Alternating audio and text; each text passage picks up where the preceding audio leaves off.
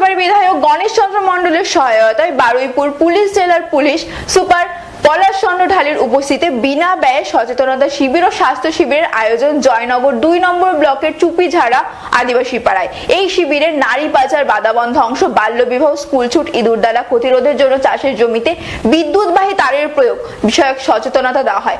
পাশাপাশি ম্যানগ্রোভ ধ্বংস নিয়েও হুঁশিয়ারি দেন জেলা পুলিশ সুপার পলাশ চন্দ্র ঢালি।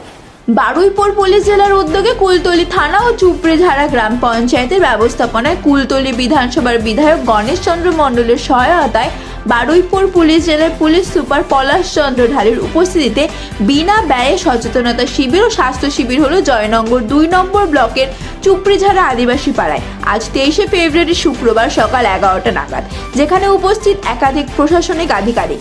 নারী পাচার, বাধাবন্ধ ধ্বংস, বাল্যবিবাহ, স্কুলছুট, ইঁদুর দ্বারা ক্ষতিরোধের জন্য চাষের জমিতে বিদ্যুৎবাহী তারের প্রয়োগ বিষয়ক সচেতনতা শিবির, যেখানে উপস্থিত ছিলেন সুন্দরবন পুলিশ জেলার পুলিশ সুপার পলাশ চন্দ্র ঢালি, কুলতলি বিধানসভার বিধায়ক গণেশ চন্দ্র মণ্ডল, কুলতলি থানার আইসি সতীনাথ চট্টরা, চুপড়িঝাড়া গ্রাম পঞ্চায়েতের প্রধান কণিকা ভুইয়া। মঞ্চ থেকে বারুইপুর জেলা পুলিশের সুপার পলাশ চন্দ্র ঢালি হুঁশিয়ারি করলেন ম্যানগ্রোভ ধ্বংস নিয়ে। আমাদের কুলতলি থানা এবং আমাদের চুপড়িঝাড়া যে গ্রাম পঞ্চায়েতের পক্ষ থেকে আজকে যেই রক্তদান শিবির এবং বিনা ব্যয়ে স্বাস্থ্য পরীক্ষা এবং স্বাস্থ্যদান যে শিবির আছে, তার সাথে সাথে সামাজিক যে সচেতনতা শিবির, এই শিবিরের আয়োজন করা হয়েছে। এটা আমাদের মূল উদ্দেশ্য হচ্ছে যে এমন কিছু রোগ বা এমন কিছু বিষয় আছে যেগুলো আমরা গ্রাসরুট লেভেলে মানুষের কাছে পৌঁছতে পারি, এবং আমাদের আজকের রাজ্যের মাননীয় মুখ্যমন্ত্রী মমতা বন্দ্যোপাধ্যায়ের যে নেতৃত্বে যে এত সার্বিক ডেভেলপমেন্ট উন্নয়ন, তার মধ্যে থেকেও গ্রাম বাংলার মানুষকে আরো সচেতন করা, এই যে বাধাবন, স্কুল ড্রপ আউট বা যে বাল্যবিবাহ, আরো যেগুলো আছে নারী পাচার বা ধান খেতে যেমন কৃষক ফসলের জন্য তার যে কারেন্ট দিয়ে দেওয়া, যেগুলো মানুষ মারা যাচ্ছে সেগুলো যেমন সচেতন করা, অনুরূপভাবে গ্রাম বাংলার মানুষ, বিশেষ করে এই প্রত্যন্ত এরিয়ার মানুষ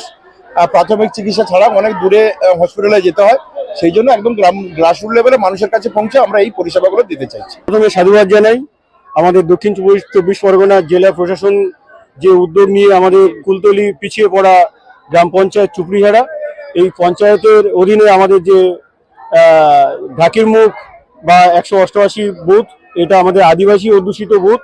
এই বুথে আজকের এই যে ফ্রি মেডিকেল ক্যাম্প এবং স্বেচ্ছা রক্তদান শিবির, এই রক্তদান শিবির এবং স্বেচ্ছা স্বাস্থ্য পরীক্ষা শিবিরে আমরা আমাদের গ্রামের মানুষকে আনতে পেরে আমরা খুব খুশি, এবং প্রশাসনের এইরকম একটা উদ্যোগকে আমরা অনেক অনেক ধন্যবাদ জানাই, এবং আগামী দিনে যাতে আরো এই ধরনের উদ্যোগ প্রশাসনিকভাবে নেওয়া হয় তার জন্য প্রশাসনের কাছে আমরা প্রার্থনা করব। अरे भैया कहाँ हैं आप? अरे ऐप में तो 5 मिनट दिखा रहा है, तो ऐसे कीजिए, कैंसिल कर दीजिए, मैं दूसरी कैब कर लूंगा। क्या बात कर रहे हैं आप? ऐप में तो 500 रुपए दिखा रहा है, आप एक्स्ट्रा क्यों मांग रहे हैं? क्या आप भी रोजाना ट्रेवल करने के लिए कैब बुक करते हैं? और क्या इसी तरह के एक्सपीरियंस का सामना करना पड़ता है आपको भी? तो आइए, अब इस एक्सपीरियंस को बेटर बनाने का टाइम आ गया है रेडी टू कैब के साथ। रेडी टू कैब से इंडिया का most trusted and fastest growing cab booking platform.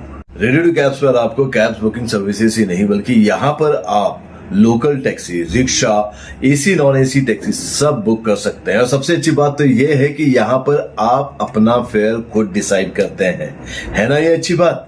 अब लंबे इंतजार की जरूरत नहीं है, ना ही एक्स्ट्रा फेयर देने की जरूरत है, और अपने डेस्टिनेशन पर लेट पहुंचने की टेंशन भी खत्म। यहाँ पर सिर्फ बुकिंग ही नहीं, रेडी टू कैब्स के साथ आप एज ए करियर भी अपने आप को ग्रो कर सकते हैं, जहां पर इंडिया के बाकी के सारे प्लेटफॉर्म के कंपैरिजन में आप ज्यादा रेवेन्यू जनरेट कर सकते हैं। तो अब इंतजार कैसा, बनाओ अपने कैब बुकिंग एक्सपीरियंस को बेटर रेडी टू कैब्स के साथ। आप इस ऐप को डाउनलोड कर सकते हैं प्ले स्टोर से या फिर ऐप स्टोर से, या फिर स्क्रीन पर नीचे दिए गए नंबर पर कांटेक्ट कीजिए।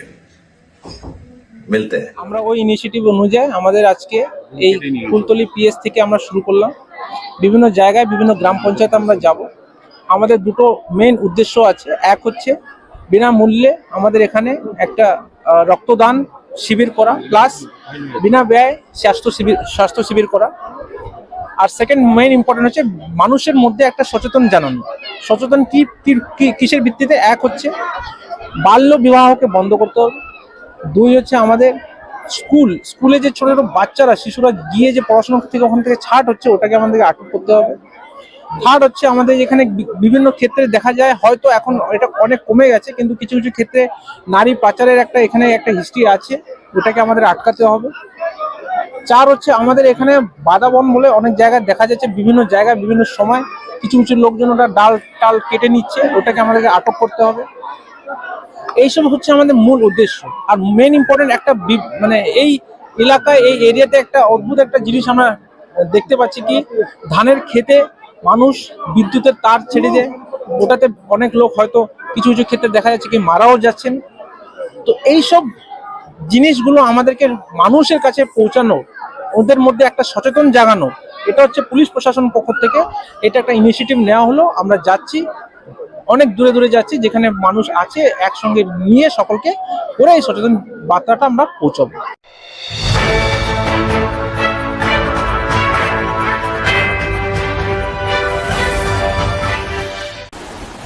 থানা নয়, এ যেন বরং রাজ্যের